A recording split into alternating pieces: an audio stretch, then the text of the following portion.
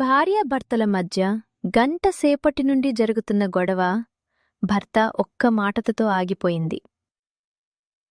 నువ్వు అందగత్తెవి, కాబట్టి ఏమన్నా చెల్లుతుందననుకోవద్దు. వెంటనే లోపలికెళ్ళి వేడివేడి పకోడీ, చిక్కటి వేడి కాఫీ కూడా తెచ్చిచ్చింది. గుర్తుంచుకోండి, మనం పోరాడాల్సింది రోగానితో కాని రోగితో కాదు.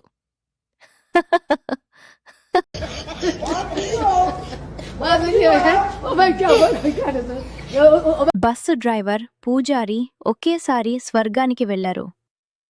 బస్ డ్రైవర్ను పట్టు వస్త్రాలతోనూ, పూజారిని నూలు వస్త్రాలతోనూ ఆహ్వానించాడు దేవుడు.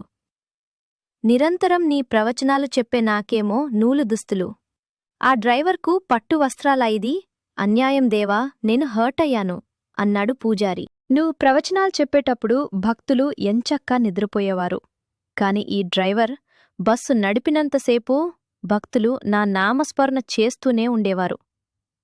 ఎవరు గొప్పో నువ్వే చెప్పు.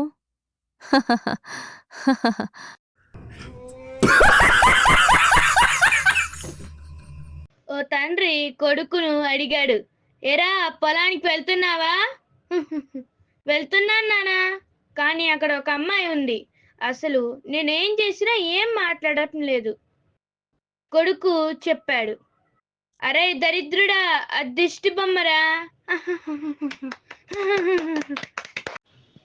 సుబ్బారావు తాగి ఇంటికి వచ్చి తలుపు కొట్టాడు. భార్య తలుపు తీయలేదు. మీరు రోజు తాగొస్తున్నారండి, నేను తలుపు తీయను.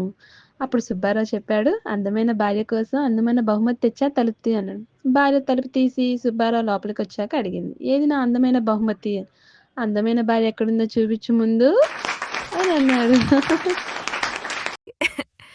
అబ్బాయిలు అమ్మాయిలు ప్లీజ్ నా ఛానల్ని సబ్స్క్రైబ్ చేయండి, లైక్ చేయండి, షేర్ చేయండి.